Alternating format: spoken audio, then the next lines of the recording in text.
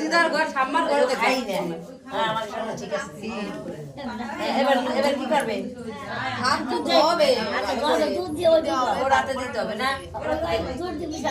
ভালো করে হাতটা ধোও, দুই হাতে ডলে ডলে ধোও না, দুই হাতে।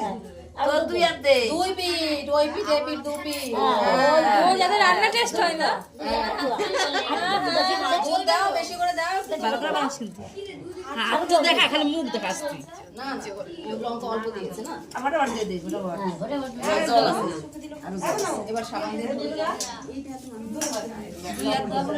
একদম অল্প দিতে হবে।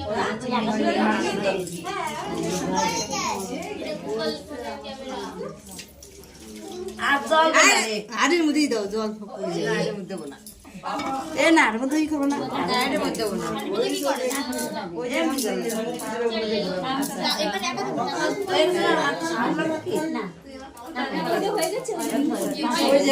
বন্ধ কর